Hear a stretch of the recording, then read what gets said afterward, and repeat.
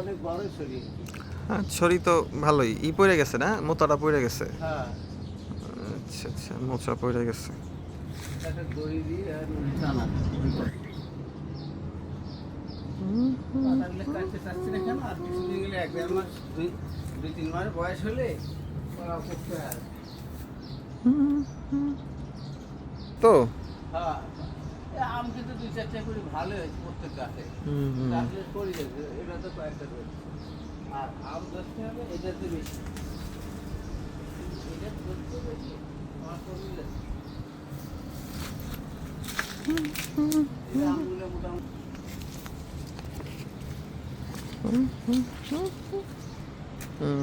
কেরালা এই যে এটা তো ওই যে ফুল টুল ছিল, কিন্তু ফুলটা তো কালো হয়ে গেছে গা। হ্যাঁ, একটু সময় চলে গেছে। না, এগুলা যা আছে এখন ওইগুলা যদি থাইকা যায় তাহলে মোটামুটি ভালো হ্যাঁ, এই আম হবে। কালকে কাটলাম, বীজ লাগাচ্ছি। আজকে দেখেন মাটিটা বৃষ্টি হ্যাঁ চাপ থাকে, তো আমরা একটু দিতে হবে তো মাটিটা আলগা। এখানে কি লাগাইছেন? এলাতে তরমুজ, তরমুজের?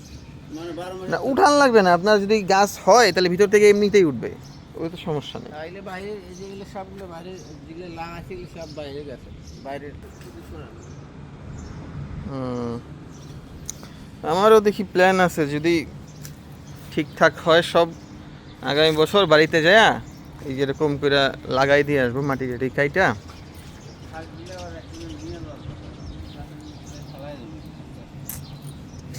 এবার ড্রাগন ফল হয় নাই না? না, ড্রাগন তো মনে হয় সিজন বোধ আরো একটু পাওয়া যাবে, কিন্তু গত মাসে দেখছিলাম যে ফুল নাচছিল মাঝখানে দেখছিলাম। হ্যাঁ, গত গত বছর মেলায় হয়েছিল, ড্রাগন নিয়ে গেছে। মেলা বলতে ওই যে ও খাচ্ছে কিছু, আর টুকটাক যা আছে তার টাকা নেই, টাকা এখনো হয়নি।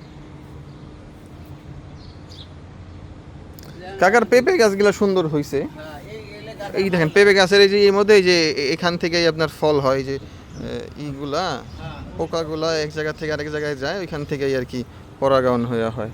আমি ওদিনকে রাখছি তো 4টা রাখছি। আমিও ওগুলো গাছ আমি লাগাচ্ছি না, ওগুলো সারা বাচ্চাই নিয়ে গিয়ে আমরা দিদি দিদিরা আমি ছিটে ছিটে দিয়েছিলাম ওই গ্যাপে গ্যাপে।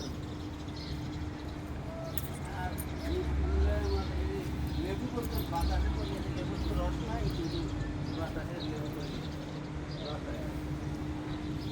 এগুলো আসলে গত বছর অনেক লেবু আছিল, গাছগুলো নিজের সারা কাটলো, ওই যা ছিল গাছ কাটি আবার বাড়িতে এই লেবু দাঁড়া গাছটা আসলে